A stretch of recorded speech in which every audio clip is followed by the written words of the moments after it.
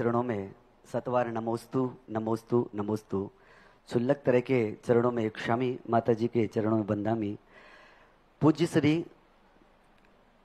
आपका परम उपकार है जो सम्यक विधि से मैं चक्रवर्ती विवाह करा पाता हूँ। 38 करा चुका हूँ, अगला नवंबर में तिजारा जी भी जाऊंगा। पूज्य श्री, एक विडंबना आती है महिलाओं के श्रृंगारों में, 16 श्रृंगारों में ये लिपस्टिक कौन से नंबर का श्रृंगार होता है?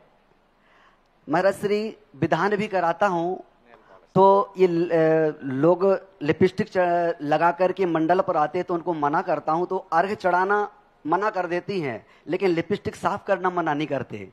पूज्य श्री, ये बड़ी विडंबना है, ये क्या करें? कोई विद्यांजलि का नाम लेकर के लगा के आ जाता है, तो क्या विद्यांजलि देवशास्त्र गुरु मान्य है? नमोस्तु महाराज। 16 श्रृंगारों में ये लिपस्टिक, क्रीम, पाउडर आदि नहीं आते। 16 श्रृंगार हैं वस्त्राभूषण। आभूषणों को श्रृंगार कहा है, ना कि ये लाली वाली लगाना, ये श्रृंगार में नहीं है। ये तो राग है, आग है, ये विकृति है। और ये ऐसी विकृति है, जितने भी प्रसादन के साधन हैं, ये विकृति ऐसी है कि इनमें कुरूप नाम कर्म का बंध होता है।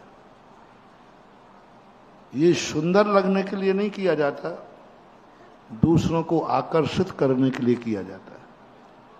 और श्रृंगार जो होता है, यह मात्र आकर्षण के लिए नहीं किया जाता, एक सगुन के रूप में होता है। 16 आभूषणों से पहनी हुई नारी ज्योतिष शास्त्रों में मांगलिक है।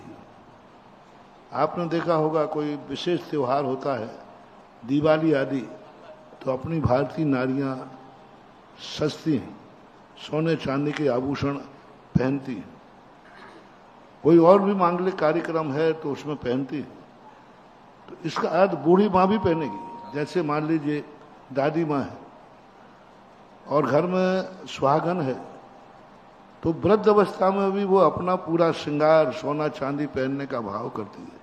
इसलिए नहीं कि मैं सुंदर दिखूं, इसलिए कि इस घर का सगुन बने। क्योंकि श्रृंगार युक्त नारी एक सगुन मानी गई है, शुभ मानी गई है, ज्योतिष शास्त्रों में उसका अच्छा लक्षण माना गया।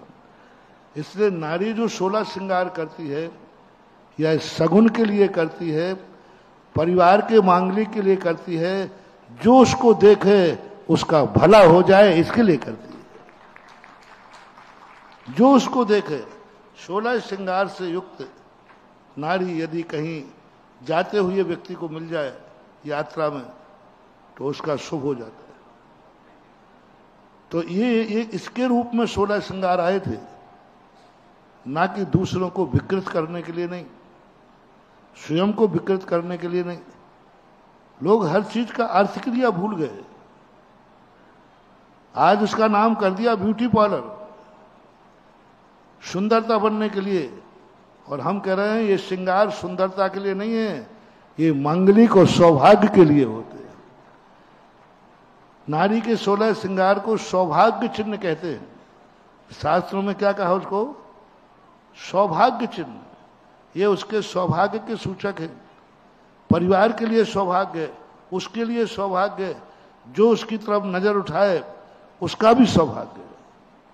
लेकिन आज जिस ढंग से तुम लोग प्रसादन के साधन उपयोग कर रहे हो, ये सौभाग्य नहीं है, ये दुर्भाग्य है। इन चीजों का शास्त्रों में कोई भी औचित्य नहीं है। और उस समय कुरूप नाम कर्म का बंध होता है। और जितने प्रसादन के साधन लगाते हैं ना रेगुलर, इनको जिस दिन नहीं मिले उस दिन इनके चेहरे की फोटो उतारो, फिर देखो और इनका चेहरा इनको दिखाओ। तो ये सब फिसलो मत यारो, गोबर की मिठाई पर बर्क सोने का चढ़ा है, गोबर की मिठाई पर। नहीं पूरा है, फिसलो मत यारो ऊपर की सफाई पर, वर्क सोने का चढ़ा है गोबर की मिठाई पर। ये जो लालिमा मालमा है सब गोबर की मिठाई पे चढ़ी है लालिमा, अंदर माल कचड़ा है। इसलिए कम से कम आप लोगों को धार्मिक स्थानों पर, धार्मिक कार्यक्रमों में 16 श्रृंगार करके आओ, मना नहीं है। इंद्राणी बनो, 16 श्रृंगार करके आओ। सकलीकरण में लिखा है, सकलीकरण में लिखा है इंद्राणी को श्रृंगार।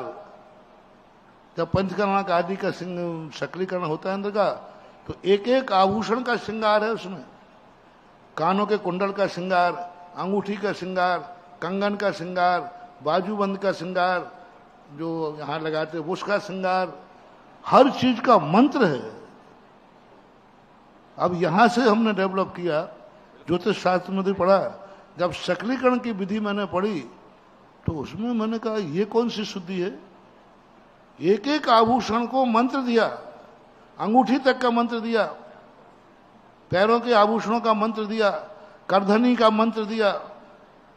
जब पंचकल्याणक में विधान में इन आभूषणों का मंत्र दिया जा रहा है, इसका अर्थ है आभूषण पहनना मार्ग सौंदर्य का प्रतीक नहीं है, आभूषण सौभाग्य के प्रतीक है।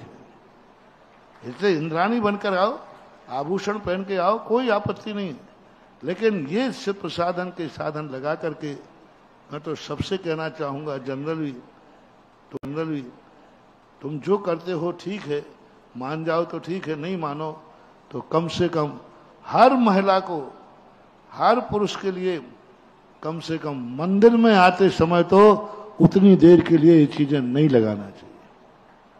मंदिर के जाने के बाद तुम्हारी जो मर्जी पड़े तो करो, मंदिर में लालिमा लगा के मत आओ, मंदिर में लिपस्टिक चिपस्टिक लगा के मत आओ।